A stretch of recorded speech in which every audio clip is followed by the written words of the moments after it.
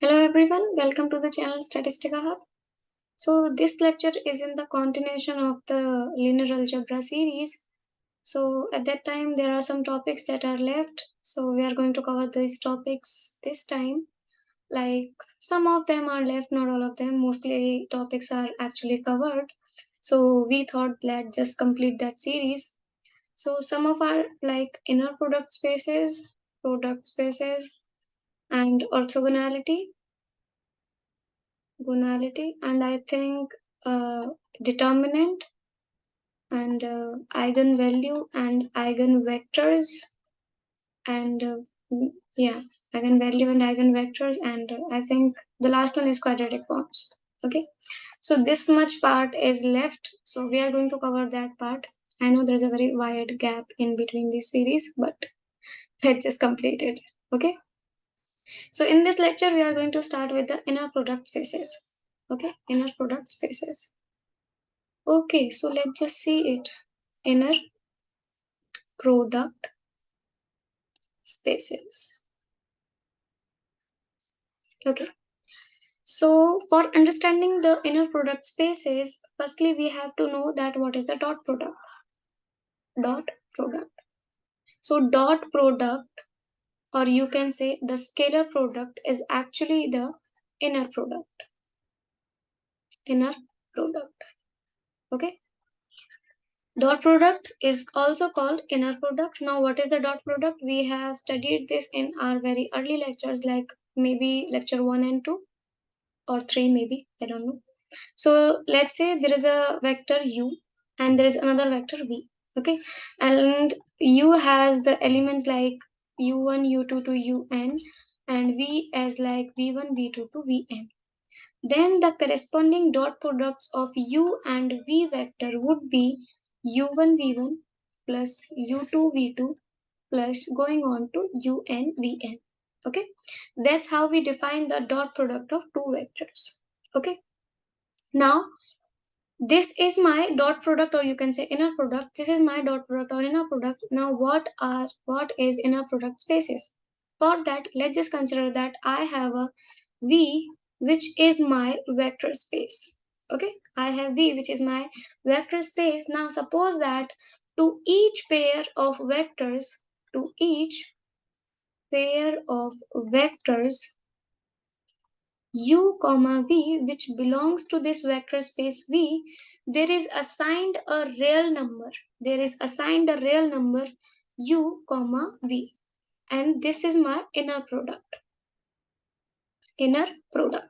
Okay, we can write it like u dot v, or you can also write it like u comma v, like this. Okay, now this function is called inner product spaces on v, inner product on v, if it satisfies the following axioms.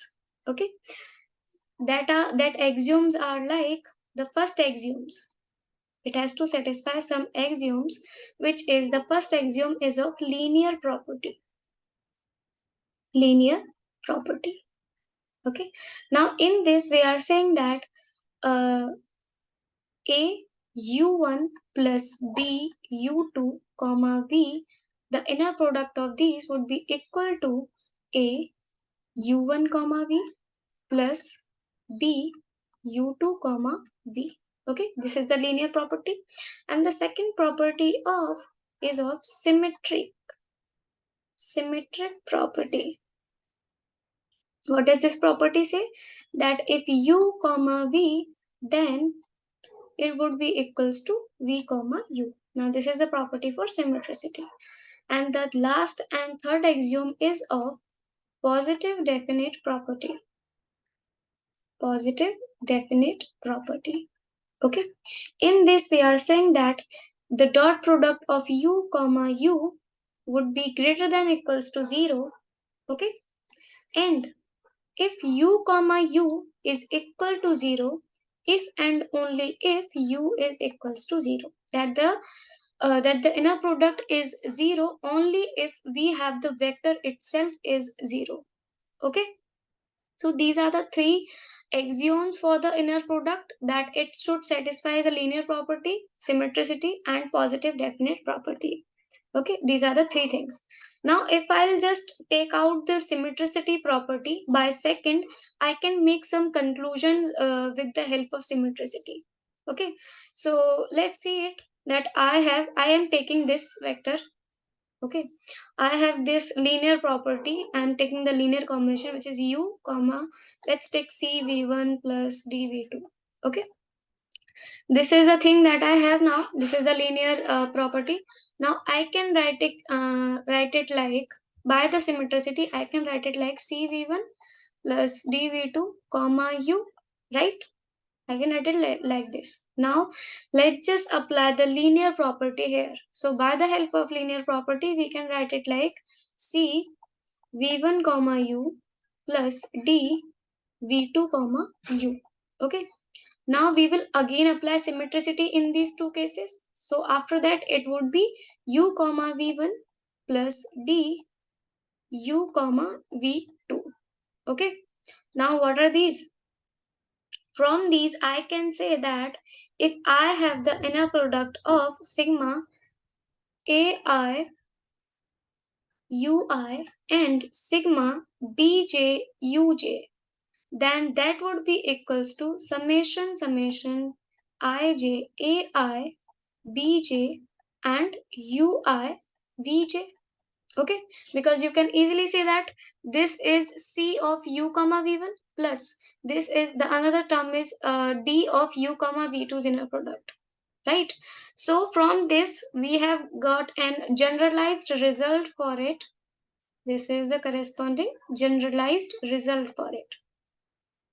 Okay, so from this we are saying that an an inner product of linear combination of vectors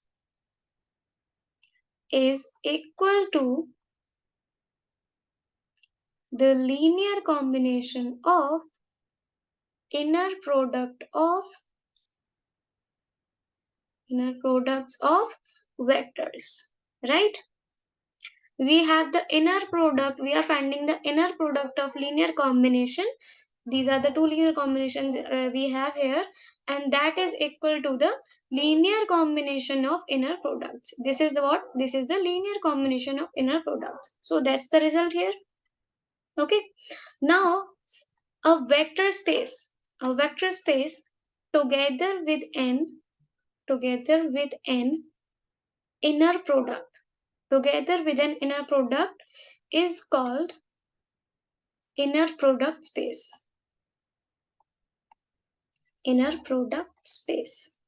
Okay, so if there is a vector space which has also the properties of inner product, then it would said to be the, then this vector space is said to be the inner product spaces. Okay, now we have mainly two types of fields which are real and the second one is complex. Okay, now if there we have a real inner product, okay, real inner product, then this is also called Euclidean n space. Euclidean space. You have heard this before, right? Euclidean space. We have always heard that we always heard this term Euclidean, that we have a Euclidean n space, right? Which is actually the real inner product. Okay. Now on the complex we have, if we have a complex inner product, then this is also said to be the unitary space. Unitary space. Okay, so if I'll talk about on the real inner product, which is my Euclidean n space, Euclidean n space, r's power n. Okay, and let's just talk about this. Okay, we have this Euclidean n space r's power n.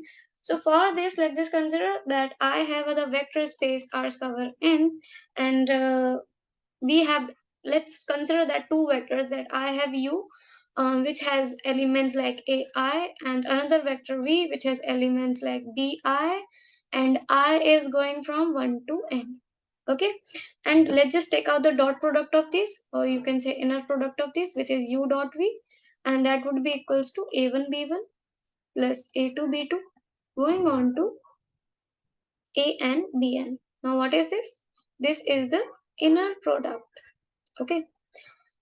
Now we can also find out the norm of the vectors. Like norm of the vector u would be equal to root of u dot u. Okay, we have also studied the norm in our lectures, previous lectures, right? So this is the norm of the vector norm. Okay, or you can say length of the vector. This is root u dot u, so this would be equals to a root of a1 square, a2 square, going on to an square. Okay, now if we are talking about the inner product spaces, that whether it will form an inner product spaces or not, I have these two vectors. I have defined the norm and inner product for these two vectors. Okay, so the inner product of these u comma v is equals to, if I'll just form this into the summation form, then it would be sigma I going from 1 to n a I b I, right?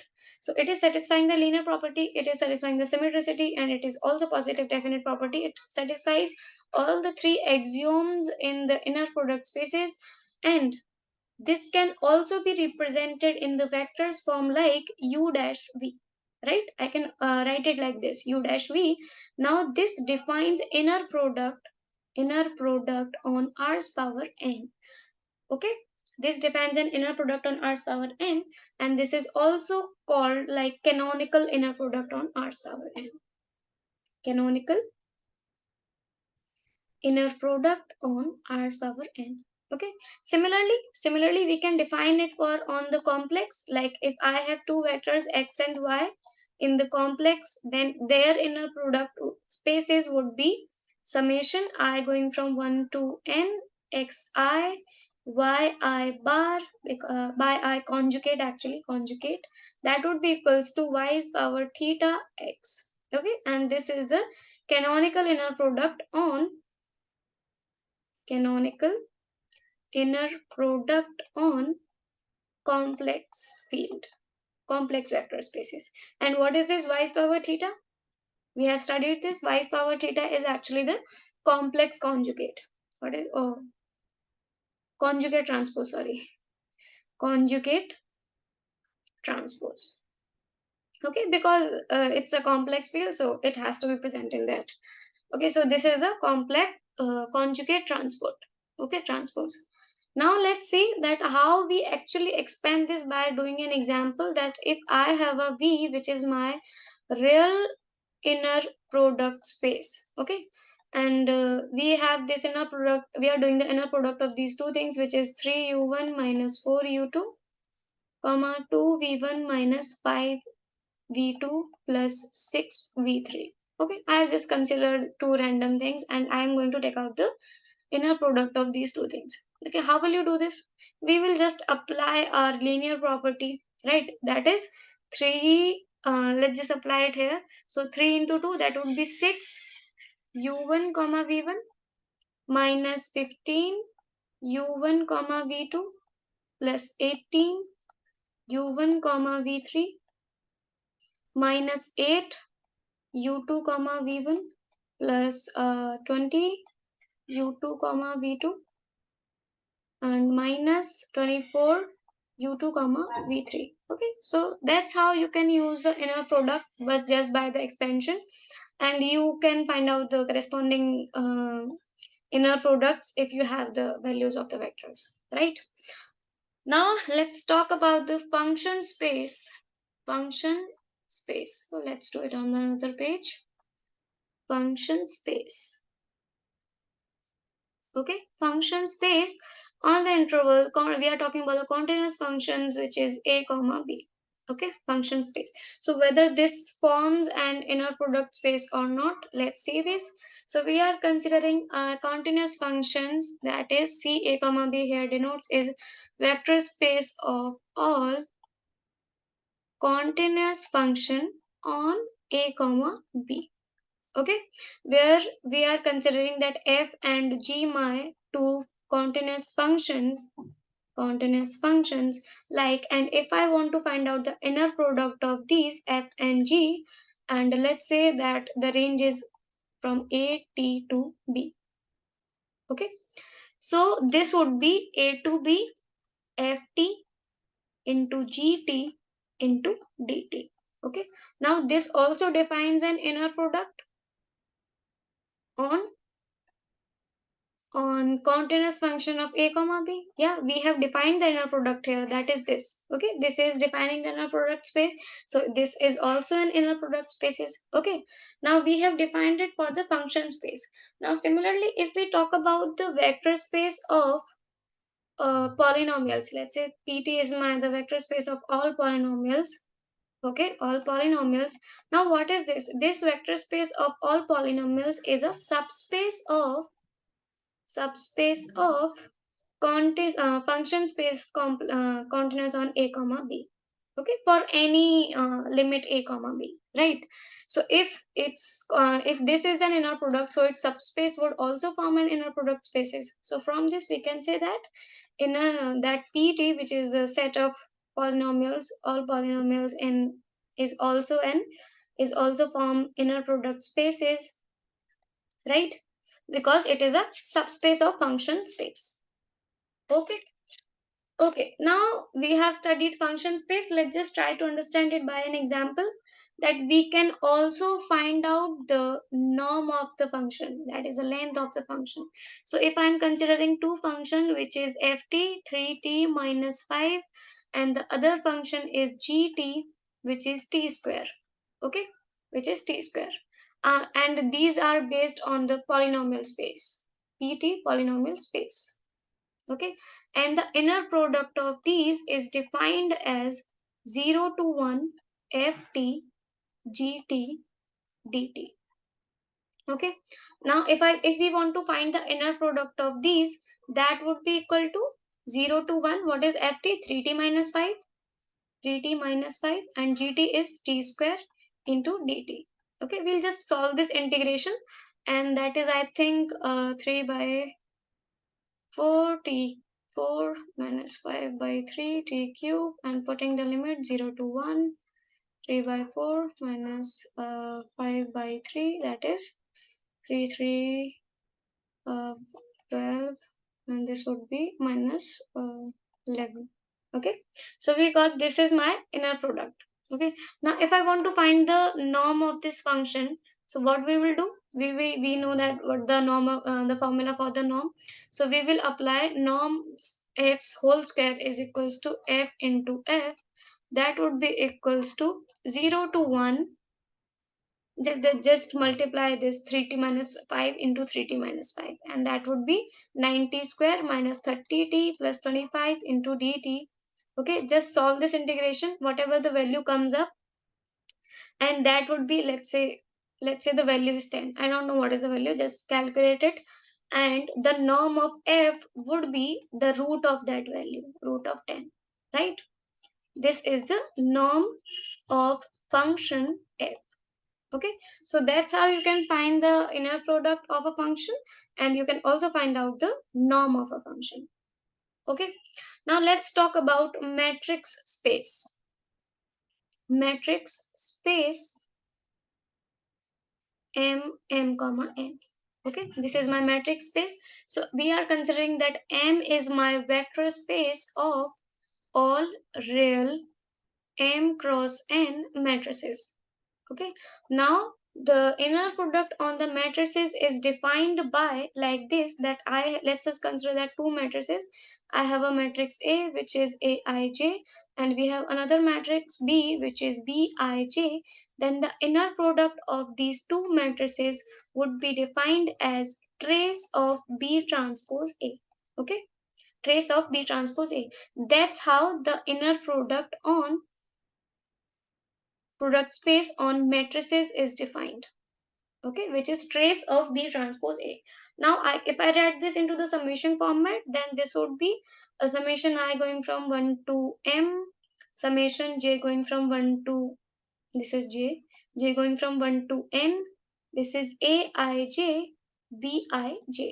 Okay, so from this I can see that this is actually the sum of product of corresponding entries in A and B, right? We are taking the product of every entry, which correspondingly every entry, and we are taking the summation of it. Okay, so that's how the inner product space on matrices is defined. And if we want to find out the norm of the matrix, so what will we do? The norm of A square, that would be equals to A comma A, that is the inner product on A to A. Okay, and that would be equals to summation I going from 1 to m, summation j going from 1 to n, aij's whole square. That is what we are doing here is we are taking the sum of squares of entries of A, and then like sum of squares of entries of A. Sum of squares of entries of A. Okay, and whatever be the result here, we'll take out the root of it and that corresponding result, then this is my norm of A, right? Then this would be my norm of A. Okay, now Cauchy-Schwarz inequality. Cauchy-Schwarz inequality is actually based on this concept, which is of like this, that if you will see Cauchy-Schwarz inequality, we have studied it before also, that my Cauchy-Schwarz inequality is defined as for any two vector u comma v in inner product space V. In inner product space V, we can write it like u comma v's whole square is less than equals to u comma u inner product on u and v comma v. Okay, so this is my Cauchy-Schwarz inequality here. Now you can also write it like that u comma v whole square is less than equal to, we know that norm of u's whole square is equal to u dot u comma u, right? And similarly v's whole square is equals to v comma v. Okay, so I can also write it like norm of the dot product of u comma v, that would be equal to norm of u into norm of v, right? We can also write it like this. Okay, so that's how the Cauchy-Schwarz inequality is related to the inner product spaces. So with respect to the norm, there is a very important concept in the inner product spaces, which says that let's say we have the v, which is my inner product spaces, then norm in V satisfies following properties. Following properties. Okay, so you can name it as a theorem also. Okay, so in this theorem we are saying that if V is my inner product spaces, so you can say that we can also find the norm of a vector, we can also find the norm of a function, we can also find the norm of a matrix, whatever it is, we can find the a norm of it. Okay, so norm plays a very important role here. Okay, and there are some properties which this norm has to satisfy. Okay, the properties are like, the first property is that the norm of V, the norm of the vector space V is greater than equals to 0. Okay, and if norm of V is equal to 0, if and only if V is equal to 0. Okay, the norm can only be the norm can only be 0 when V itself is 0. Okay, because norm is the length. Length can't be 0 if the vector is not 0. The second property is norm of kv, k is any constant here, would be equal to mod of k into norm of v. Okay, that's very simple. And the third property is norm of u plus v is less than equal to norm of u plus norm of v. So by seeing this, can you memorize something? We have done this before. That what is this? This is, I think, is the triangle property, right? This is the triangle inequality. Okay, so how is it this, how we can prove this in the with the help of inner product spaces? So let's just see this. We have norm of u plus v. Okay, so norm of u plus v is whole square, I can write it like this. We have to find out the norm of u plus v. Okay, norm of u plus v, let's just write it down here. Now for finding that, so this can be written like u plus v comma u plus v. Okay, let's just take out the inner product of this. This would be equal to u comma u plus u comma v plus v comma u maybe my V and U is looking similar to you, but I'm also speaking, so understood this. Okay, so this would be norm of U's whole square. Okay, plus this would be, because of the symmetricity, we can write it down in either way. So this would be twice of norm of U, norm of V. Okay, twice of norm of U, norm of V, plus norm of V's whole square. Okay, now what is this? This is equals to norm of U plus norm of V's whole square. Okay, now taking the square root on the both side, we got that norm of U plus norm of V is less than equal to norm of U plus norm of V. Okay, so this is easily proved by the help of inner product spaces, inner product. Okay, so we got that this is my triangle inequality, which is this one, that norm of U plus V is less than equal to norm of U plus norm of V. Okay, so what does this triangle inequality says?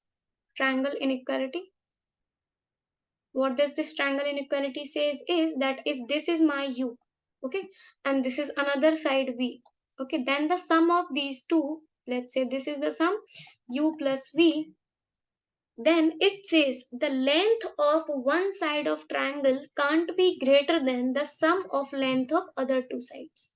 Okay, that the length of one side of the triangle, one side of the triangle can't be greater than the sum of other two sides of the triangle. Okay, and a vector space together with a norm is called normed vector space.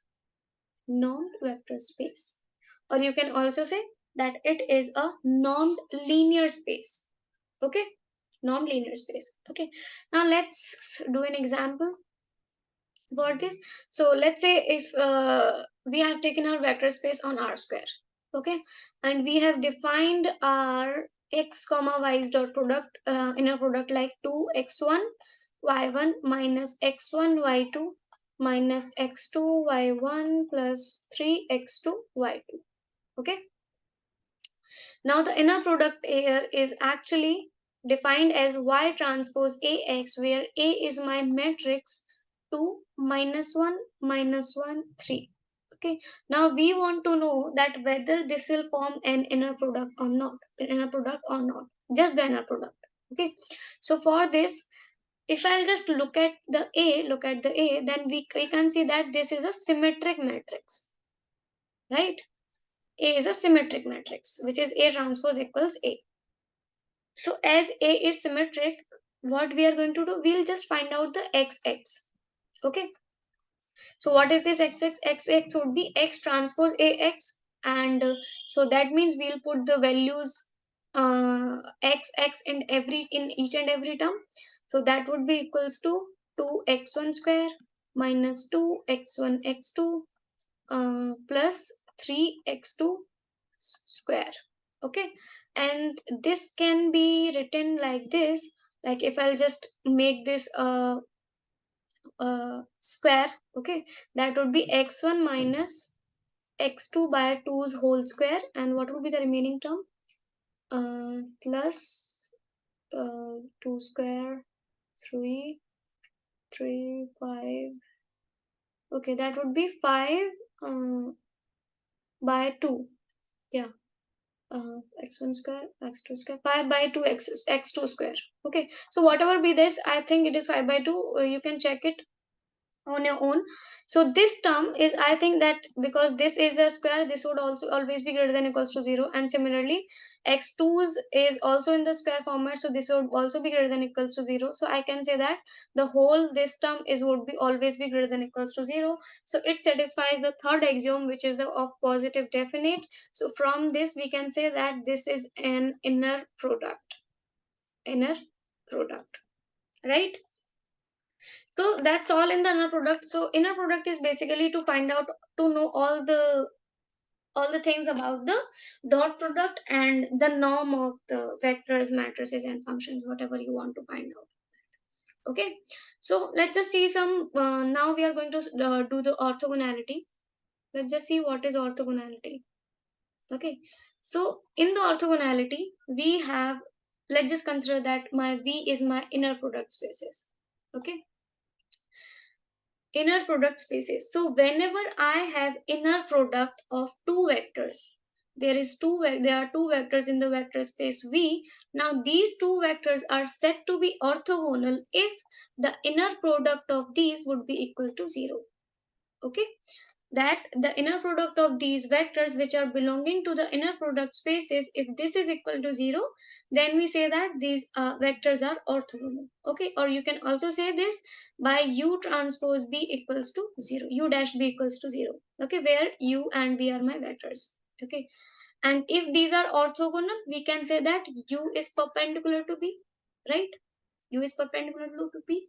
And we can, if we consider the zero vector, if we consider the zero vector, then the inner product of zero vector with any vector would always be 0, right? We know that. So from this we can say that the null vector zero vector orthogonal is orthogonal to every vector, to every vector. Okay, and one more thing, which is when we say that my vectors are orthogonal in the terms of theta, in the terms of angle, that we know cos theta equals to. Okay, so these are the things that we have done in the starting lectures. That is, we have also done the angle between the two vectors, we have done the dot product between the two vectors, and from that, and that time we have studied this, that the angle between the two vectors is, there are two vectors u and v, then the angle between them is u dot v upon norm of u into norm of v. Okay, this is the angle. Then for the orthogonality, we said that u is perpendicular to b. Okay, and we said that u dot v has to be 0. Okay, so for this, if and only if u and v are orthogonal, if and only if cos theta would be equals to 0, because u dot v is equal to 0, that means cos theta equals to 0. And I got my cos theta equals to 0 whenever I have theta equals to pi by 2. Okay, whenever we have theta equals to pi by 2. So from this also we can say that u is perpendicular to v. Okay, this is v. Okay, so u is perpendicular to v. Okay, and let's see about the unit vectors. We have the unit vectors, okay, which are like ei, ej. Let's just, these are my unit vectors. Now these vectors are also orthogonal. These vectors are also orthogonal because because ei dash ej would always be equal to 0. Would always be equal to 0. You can check it for any ei and e dash and ej, that the product of these, the inner product of these would always be equal to 0 for all I and for all I not equals to j. Okay, keep this in mind, that for all I not equals to j, we got the inner product of these unit vectors will always be equal to 0. Okay, so the unit vectors are orthogonal.